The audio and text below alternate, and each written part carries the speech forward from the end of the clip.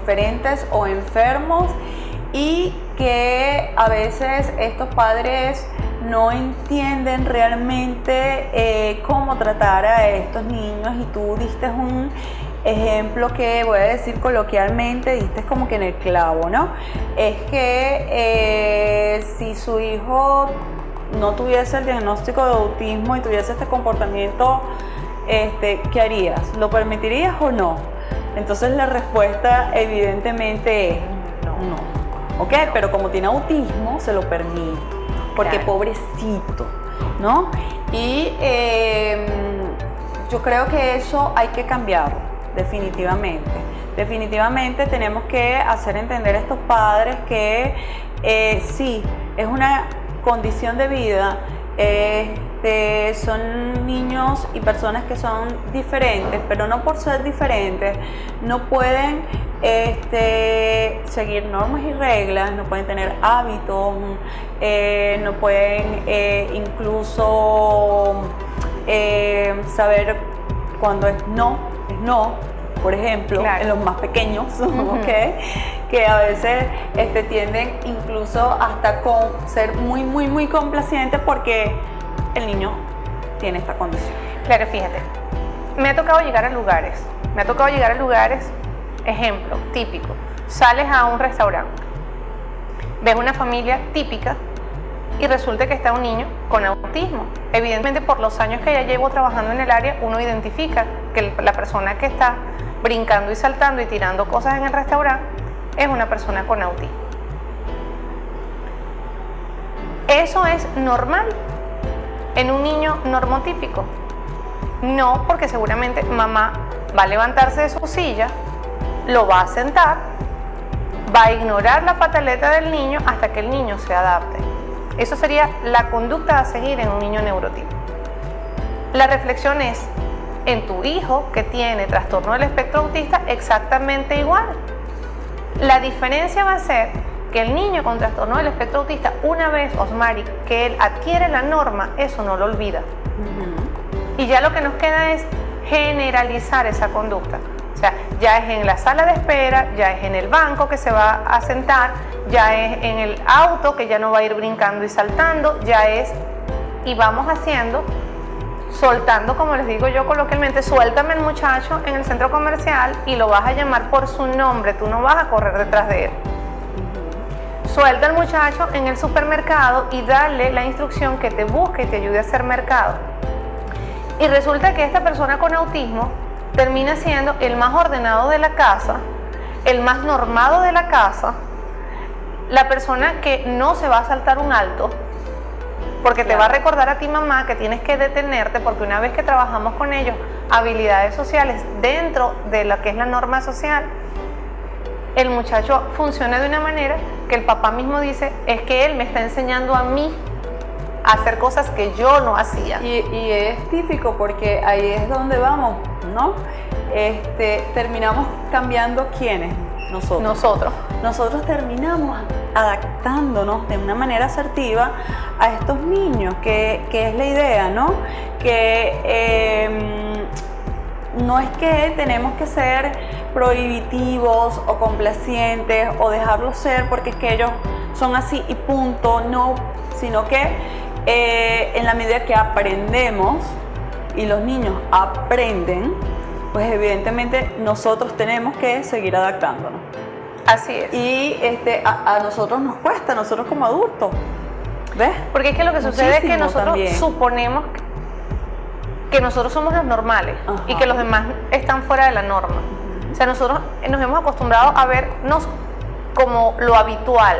Y ahí recuerdo siempre unas palabras del jefe de servicio nuestro, que lo habitual no necesariamente es lo normal. O sea, habitualmente estamos comiéndonos los semáforos, habitualmente estamos gritando de una acera a otra. ¿Qué aprenden las personas con autismo? Una persona con autismo que tiene alteración sensorial, al inicio grita, pero cuando comienzas a hacer desensibilización, cuando comienzas a hacer el trabajo, esa persona te va a hablar tan pausado, va a respetar tanto los espacios donde está, que tú, que habitualmente hablas de una manera alterada, comienzas a hablar más despacio. Comienzas a hablar de cosas que antes no hablabas. comienzas a disfrutar cosas que antes no disfrutaba. Tengo una mamá que me dice que a ella no le gustaba el mar, pero resulta que a su hijo le gusta mucho la arena. Y ella me dice, he aprendido a sentarme en la arena, a ver cómo eso lo relaja, y eso también me relaja a mí, de ver a mi hijo más relajado. De dejar de correr para caminar al lado de él, porque es que cada uno de nosotros tiene su ritmo. Inclusive los que son no verbales, Osmari. Los niños que son no verbales son mayormente penalizados, porque ¿cómo va a ir a una escuela regular una persona que no habla? ¿Cómo me comunico con mi hijo? Entonces, hay una resistencia muy grande de familia de utilizar el sistema aumentativo de comunicación. Y les decimos, mira, es un sistema aumentativo. Con esto vamos a iniciar el proceso de identificación pragmática antes de que el niño comience a hablar. Recordando que muchos de ellos logran el lenguaje verbal y otros muchos tantos no. Y también hay que hacer un trabajo muy grande para que la familia comprenda. Si su hijo fuera sordo, ¿su lenguaje natural cuál es? El lenguaje de señas, que está reconocido a nivel mundial, que la UNESCO tiene un trabajo adelantado a nivel mundial de que se reconozcan el derecho de las personas sordas. Pues la ONU también, que incluso ya es un lenguaje ya estandarizado, y cada país lo que hizo fue tropicalizarlo, porque hay lenguaje de señas venezolano, lenguaje de señas colombiano, lenguaje de señas español, lenguaje de señas inglés. La ONU está reconociendo los derechos de las personas con autismo y nos está diciendo, ellos también tienen un sistema de comunicación que es distinto al resto de nosotros, porque es diverso, porque es rico, porque es visual. Y a la final, si tú te pones a ver, sales a la calle y por todos lados hay indicadores visuales. Los anuncios de televisión, los anuncios de corredores viales, los anuncios de hoteles. Estás trabajando con visualización. ¿Que tenemos que hacerlo más amigable y comprensible? Sí, porque realmente tenemos que universalizar el lenguaje aumentativo de la comunicación, que es la manera de ellos comunicarse, los que son no verbales.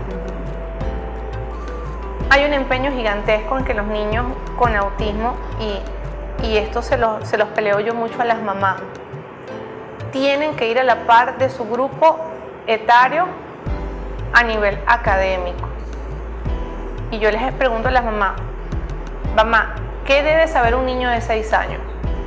Mamá no sabe, ¿ok? Mamá no tiene ni idea que debe saber un niño de 6 años. Y después me siento mamá y maestra, ¿qué debe saber un niño de 6 años? La maestra sabe lo que dice el currículo, pero realmente lo que establecen las tablas de desarrollo está divorciado de lo que establece el currículum de educación venezolana. Cuando yo les muestro a las mamás paso a paso lo que tienen que hacer, ellas se dan cuenta de que su hijo no está tan bajo con relación a su grupo de referencia y que el niño puede alcanzar competencia, y la maestra entiende que puede hacer adecuaciones curriculares sin necesidad de cambiar de cambiar los contenidos, sino nada más de modificar las estrategias. Exactamente. Entonces, hay una gran mitificación del tema autismo, y pareciera que al hablar de autismo estás hablando de una cosa tan grande que se te va a caer encima de la casa porque no tiene cimiento. Y la casa se te cae siempre y cuando tú no trabajes en función de darle mantenimiento a esa casa, que se llama mi hijo tiene una condición y soy yo la primera que tiene que respetarlo. Claro, excelente, Lidia. De verdad que el tenerte aquí y el que nos hables acerca de este tema tan maravilloso en esta semana del autismo, pues evidentemente nos enriquece, ¿ok? Porque es como tú dices, ¿no? Es evidentemente trabajar de manera interdisciplinaria, es hacer el diagnóstico, es el que los padres lo reconozcan, y el que tu labor, que yo creo que es así como que gigantesca, que estos papás, que estos papás realmente internalicen la situación y llevarla a factores externos inclusive, ¿no? Y de verdad, muchísimas gracias por volver a venir. Esta es tu casa, seguramente te voy a seguir fastidiando para que sigas volviendo. ¿Ok? Necesitamos hacer uno de TDAH solamente para Yo los creo, muchachos yo adolescentes con trastornos por déficit de atención. Sí, Ellos definitivamente. están olvidaditos ahí también. También, pero yo creo que sí, lo vamos a hacer, lo vamos a hacer. Esa es una deuda. Este domingo, 2 de abril, es el Día Mundial de la Conciencia por el Autismo. Es importante que todos hablemos de autismo.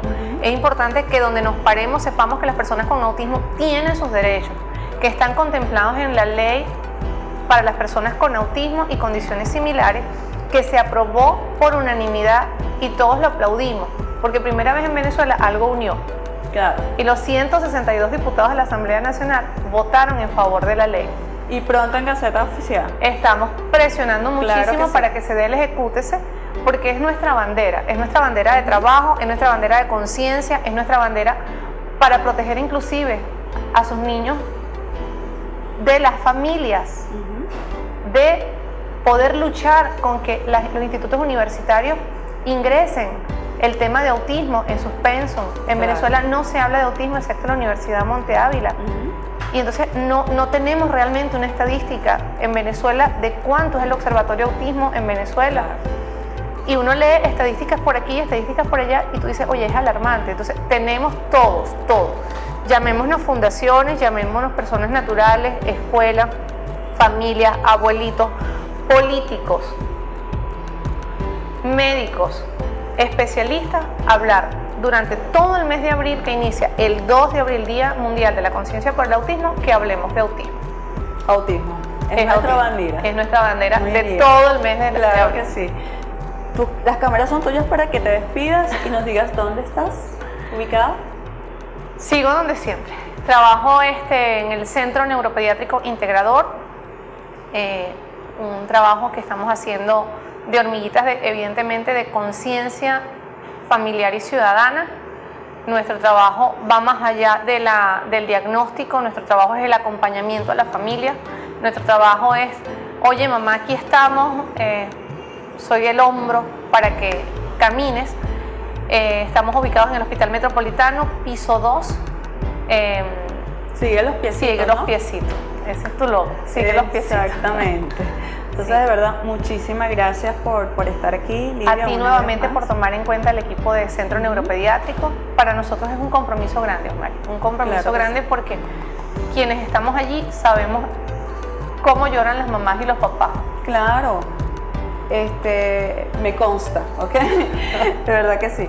Y bueno, muchísimas gracias a ustedes por estar presentes todos los lunes a las 8 de la noche por CRN Televisión, más cerca de ti. Así que los esperamos en una próxima.